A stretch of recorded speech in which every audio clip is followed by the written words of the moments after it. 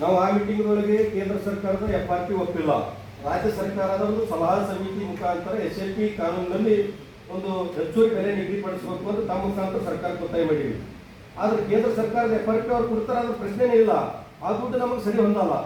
ಯಾಕಂದ್ರೆ ಖರ್ಚು ವೆಚ್ಚಗಳು ಹೆಚ್ಚಿಗಾಗ್ಯಾವ. ಈಗ ಆ ಖರ್ಚು ವೆಚ್ಚಗಳು ಹೆಚ್ಚಿಗಾದ ಕಾರಣಕ್ಕಾಗಿ FRP ನಾವು ಯಾರು ಒಪ್ಕೊಳ್ತಾ ಇಲ್ಲ. ಆ ಕಾರಣಕ್ಕಾಗಿ ತಾವು ದಯವಿಟ್ಟು ಸರ್ಕಾರಕ್ಕೆ ಮತ್ತು ಕಾರ್ಖಾನೆಯವರಿಗೆ ಏನು ಒತ್ತಡ ಮಾಡಬೇಕು, FRP ಹೊರತುಪಡಿಸಿ ಹೆಚ್ಚುವರಿ ಬೆಲೆ ನಿಗದಿಪಡಿಸಬೇಕು. ಯಾಕೆ ಬೆಳಗಾವಿ ಬಾಗಲಕೋಟದಲ್ಲಿ ಇಲ್ಲೇ ನಡೆದದ, ಅಲ್ಲಿ ಜಿಲ್ಲಾಧಿಕಾರಿಗಳು ಬಹಳ ಸಹಕಾರ ಕೊಡಕತ್ತಾರ ರೈತರಿಗೆ. ನೀವು ಹ್ಯಾಂಗ್ ಐತ್ರಿ ಹೇಳ್ರಿ, ಅದ್ರ ಪ್ರಕಾರ ನಾವು ಕೋಪರೇಟ್ ಮಾಡ್ತೀವಿ ಅಂತೇಳಿ ಅವು ಕಾರ್ಖಾನೆನೇ ಬಂದ್ ಮಾಡಕತ್ತಾರ. ಅವರು ನೀವು ಬೆಲೆ ನಿಗದಿ ಆಗತ್ತಾರ ಕಾರ್ಖಾನೆನೇ ಪ್ರಾರಂಭ ಮಾಡಿಸ್ಕೊಡ್ಬೋದು ಅಂತೇಳಿ. ಈ ತರನಾಗಿ ತಾವು ಕೂಡ ಇರ್ತಕ್ಕಂಥ ಪ್ರೊಸೀಜರ್ ಫಾಲೋ ಮಾಡ್ಲಿಕ್ಕೆ ಅವ್ರು ತಯಾರ, ನೀವು ಹೇಳಕ್ ತಯಾರಿ. ಬಟ್ ನಮ್ಮ ವಿಚಾರ ಏನಪ್ಪಾ ಅಂದ್ರೆ ಹೆಚ್ಚುವರಿ ಬೆಲೆ ನಿಗದಿ ಆಗಬೇಕು. ಅದು ಕಿಲೋಮೀಟರ್ ಸ್ಲ್ಯಾಬ್ ಹೇಳ್ತಾ ಇದ್ರೆ 50ರಿಂದ 60 ಕಿಲೋಮೀಟರ್ವರೆಗೆ ಒಂದು ರೇಟ್ ಏನ್ ಮಾಡಬೇಕು, ಎಲ್ಲ ಕಾರ್ಖಾನೆಗಳು 20 ಕಿಲೋಮೀಟರ್ ಸ್ಲ್ಯಾಬ್ ಹಿಡಿದು ಖರ್ಚು ವೆಚ್ಚಗಳು ಹಾಕಬೇಕು. ಕಟಾವು ಮತ್ತು ಸಾಗಾಣಿಕೆ ಕೊಡೋದಂತೂ ಸರಿ ಸಮಾನ ಎಲ್ಲರಿಗೆ ಅದೇ ಕೊಡಬೇಕು. 20 ಕಿಲೋಮೀಟರ್ ಕಟ್ ಮಾಡಿ ಎಲ್ಲರಿಗೆ 50 ಕಿಲೋಮೀಟರ್ ಇರ್ತಕ್ಕಂಥ ಸ್ಲ್ಯಾಬ್ ರೆಡಿ ಮಾಡ್ಕೋಬೇಕು. ಯಾಕಂದ್ರೆ 50 ಕಿಲೋಮೀಟರ್ ಕಟ್ ಮಾಡಿ 20 ಕಿಲೋಮೀಟರ್ ಅಟ್ಟೆ ಕೊಡ್ತೀನಿ, ಇಲ್ಲಿ ಅಟ್ಟೆ ಕೊಡ್ತೀನಿ ಅಂದ್ರೆ ತೊಂದರೆ ಆಗ್ತದೆ ಸರ್. 78% 20 ಕಿಲೋಮೀಟರ್ ಕಬ್ಬು ಸಿಗ್ತದ, ಇನ್ನು 28% ದೂರಿಂದ ಕಬ್ಬು ತರಬೇಕು.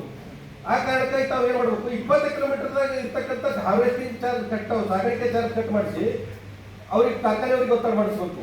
ಕೆಲವೊಂದು ಜಿಲ್ಲಾಡಳಿತದ ಏನು ರೂಪರೇಷೆಗಳು ಮತ್ತು ಕಾನೂನು ಚೌಕಟ್ಟುಗಳು ಇರ್ತಾವಲ್ಲ, ಆ ಕಾನೂನು ಚೌಕಟ್ಟುಗಳು ಬಳಸಿ ಅವ್ರ ಮೇಲೆ ಒತ್ತಡ ಹಾಕಿ ಮಾಡ್ರಿ. ಯಾಕಂದ್ರೆ ಅವ್ರು ನಮಗೆ ಮಳೆಯಲ್ಲ ಅಂತ ಕೂತ್ರೆ ನಿಮಗೂ ಮಳೆಯಲ್ಲ, ನಮಗೂ ಮಳೆಯಲ್ಲ. ಒಲ್ಲಪ್ಪ ಅಂದ್ರೆ ಲ್ಯಾಂಡ್ ಆರ್ಡರ್ ಪ್ರಾಬ್ಲಮ್ ಆಗ್ತಾವ. ಎಷ್ಟೇ ಜನ 20 ಜನ ಆಗಲಿ 50 ಜನ ಆಗಲಿ ಆ ಕಾರ್ಖಾನೆ ಮುಂದೆ ರೈತರು ಹೋಗಿ ಪ್ರತಿಭಟನೆ ಮಾಡೋದು ಚಾಲು ಮಾಡ್ತಾರ. ಕೆಲವರು ಜನ ಬೇಕಂತಾರೆ, ಕೆಲವರು ಜನ ಬ್ಯಾಡ್ ಅಂತಾರ. ಆಮೇಲೆ ಏನಂತ ಅಲ್ಲಿಂದಲೇ ಜಗಳ ಹಾಕಿಬಿಟ್ಟು ಕೆಲವು ಲ್ಯಾಂಡ್ ಆರ್ಡರ್ ಪ್ರಾಬ್ಲಮ್ ಆಗ್ತದ.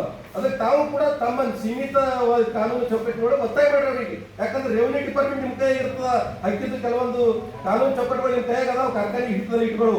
ಆ ಕಾರ್ಖಾನೆ ಒಂದು ಮಾನದಂಡದಾಗ ನೀವು ಮಾಡಿರೋದು ಕೆಲಸ ರೀ.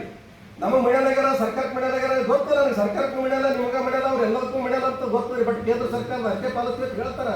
ಬಟ್ ನೀವು ಕೂಡ ಸರ್ಕಾರಕ್ಕೆ ಒತ್ತಡ ಮಾಡಿ, ಶುಗರ್ ಕಮಿಷನರ್ಗೆ ಒತ್ತಡ ಮಾಡಿ, ಒಂದು ಸಲಹಾ ಸಮಿತಿ ಅದ, SAP ಕಮಿಟಿ ಅದ, ಆ ಕಮಿಟಿ ಮುಖಾಂತರ ಹೆಚ್ಚುವರಿ ಬೆಲೆ ಕೊಡ್ಲಿಕ್ಕೆ ವ್ಯವಸ್ಥೆ ಮಾಡಿ. ಯಾಕಂದ್ರೆ ಈ ವರ್ಷ ರೈತರು ಸಂಕಷ್ಟದಾಗದ.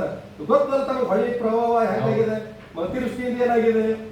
ಸ್ವಲ್ಪ ಮಾನವೀಯತೆನೂ ಬಳಸತ್ತೆ ಅವರಿಗೆ. ಬರೀ ಕಾನೂನು ಓದಕ್ಕೆ ಬಿಡ್ರಿ, ಸ್ವಲ್ಪ ಮಾನವೀಯತೆ ಮೇಲೆ ರೈತರಿಗೆ ಹೆಚ್ಚು ಬೆಲೆ ಕೊಡ್ಲಿಕ್ಕೆ ಅವಕಾಶ ಮಾಡ್ತೀವಿ.